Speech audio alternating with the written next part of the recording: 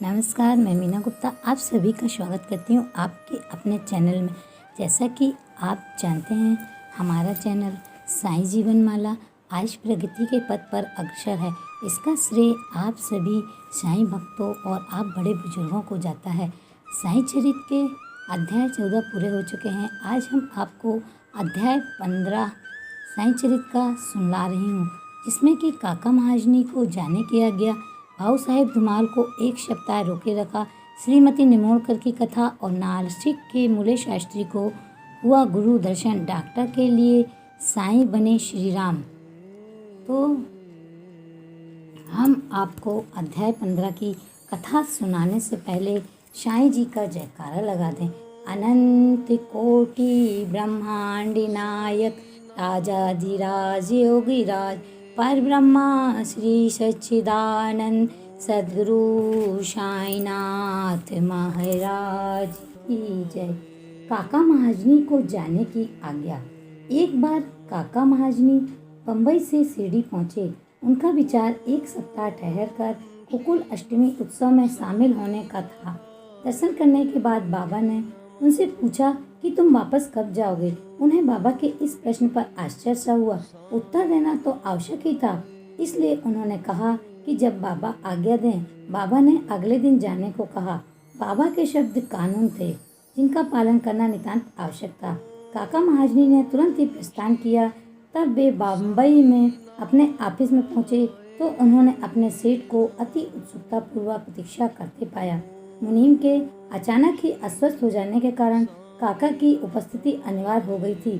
सेठ ने जो पत्र काका के लिए शिरडी भेजा था, वह बम्बई के पते पर उनको वापस लौटा दिया गया। भाऊ साहेब धुमाल को एक सप्ताह रोके रखा।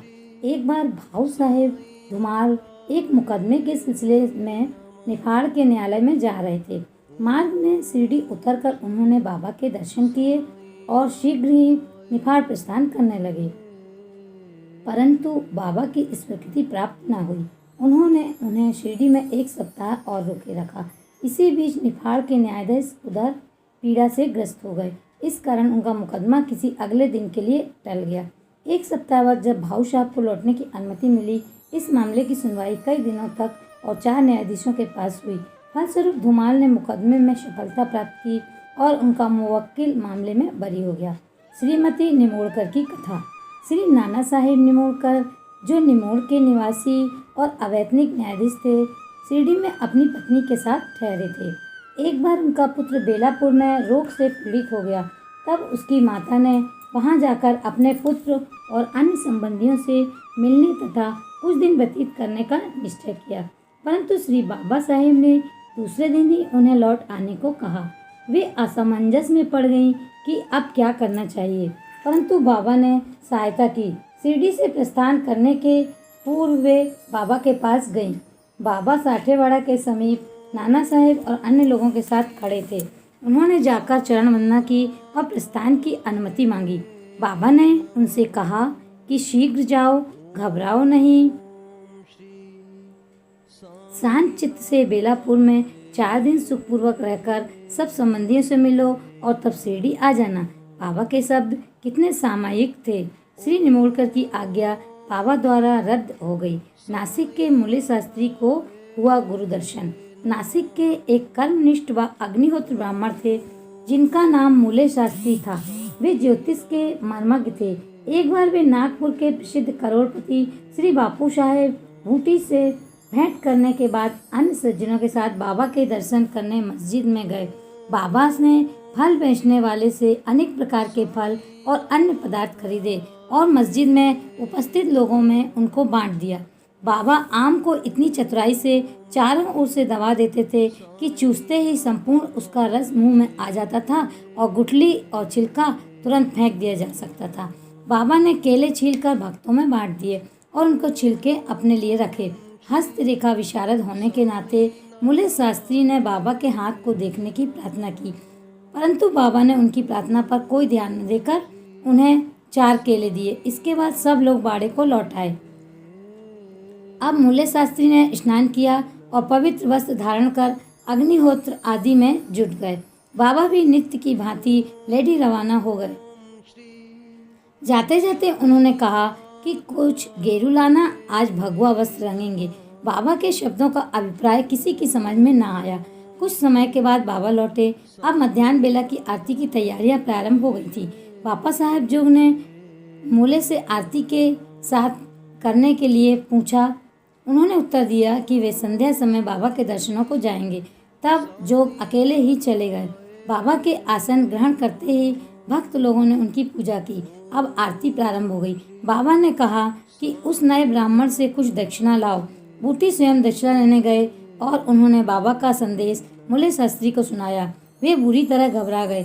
वे सोचने लगे कि मैं एक अग्निहोत्र ब्राह्मण हूँ, फिर मुझे दक्षिणा देना क्या उचित है। माना कि बाबा महान संत हैं, परंतु मैं तो उनका शिष्य नहीं हूँ।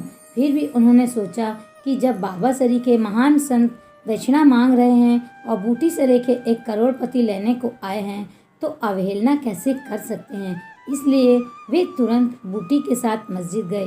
वे अपने को शुद्ध और पवित्र तथा मस्जिद को अपवित्र जानकर कुछ दूर खड़े हो गए और दूर से ही हाथ जोड़कर उन्होंने बाबा के ऊपर पुष्प फेंके। एकाएक उन्होंने देखा कि बाबा के आसन पर उनके कैलाशवासी गुरु गोलभ स्वामी विराजमान हैं। अपने गुरु को वहां देखकर उन्हें महान आश्चर्य हुआ। कुछ समय तक उनके मुंह से एक भी शब्द न निकला। उन्होंने अपने को चिकोटी ली और पुनः विचार किया, परंतु वे निर्णय न कर सके कि कैलाशवासी गुरु गोलभ स्वामी मस्जिद में कैसे आ पहुँचे। फिर सब संदेह दूर करके वे आगे बढ़े और गुरु के चरणों पर गिरकर हाथ जोड़कर स्तुति करने लगे। दूसरे भक्त तो बाबा की आरती गा रहे थे, परंतु मूले शास्त्री अपने गुरु के नाम का ही जयघोष कर रहे थे। फिर सब जाति पाति का अहंकार तथा पवित्रता अपवित्रता की कल्पना त्याग कर वे गुरु के श्री चरणों पर पुनः गिरे। उन्होंने आंखें मूंद ली, परंतु खड़े होकर जब उन्होंने आंखें खोली तो बाबा को दक्षिणा मांगते हुए देखा।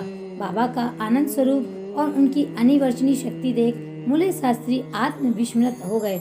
उनके हर्ष का पारावार न रहा।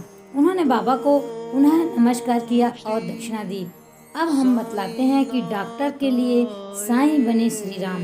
एक बार एक मामलतदार अपने एक डॉक्टर मित्र के साथ शिरडी पधारे। डॉक्टर का कहना था कि मेरे इष्ट तो भगवान श्री राम है, मैं किसी यवन को क्यों शीश झुकाऊं। अतः वे शिरडी जाने में सहमत न थे। मामलतदार ने समझाया कि तुम्हें नमन करने को कोई बाध्य न करेगा और न ही तुम्हें कोई ऐसा करने को कहेगा, अतः मेरे साथ चलो, आनंद रहेगा। वे शिरडी पहुँचे और बाबा के दर्शन को गए, परंतु डॉक्टर को ही सबसे आगे जाते देख, बाबा की प्रथम चरण वंदना करते देख सबको आश्चर्य हुआ। लोगों ने डॉक्टर से अपना निश्चय बदलने और इस भांति एक यवन को दंडवत करने का कारण पूछा, तो डॉक्टर ने बतलाया कि बाबा के स्थान पर उन्हें अपने प्रिय इष्ट देव श्री राम के दर्शन हुए, इसलिए उन्होंने नमस्कार किया।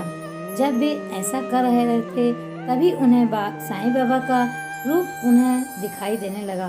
वे आश्चर्यचकित होकर बोले कि क्या यह स्वप्न है, ये यवन कैसे हो सकते हैं। अरे अरे, यह तो पूर्ण योग अवतार है। दूसरे दिन से उन्होंने उपवास करना प्रारंभ कर दिया।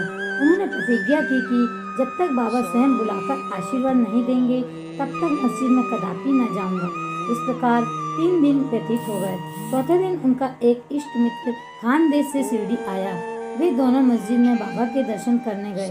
नमस्कार के बाद बाबा ने डॉक्टर से पूछा कि आपको बुलाने का कष्ट किसने किया, आप यहाँ कैसे पधारे।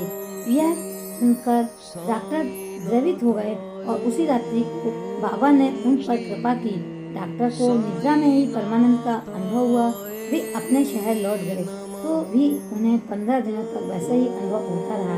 इस प्रकार उनकी साईं भक्ति और कई गुना बढ़ गई। जय साईं।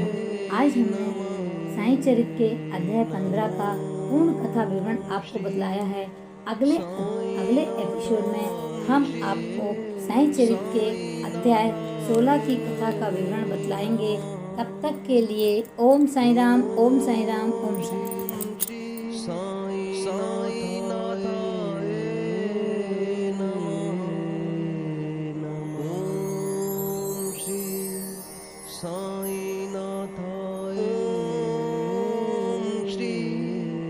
साईनाथाय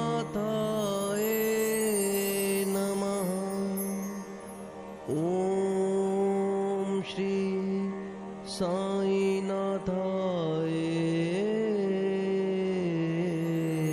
नमः। ओम श्री साईनाथाय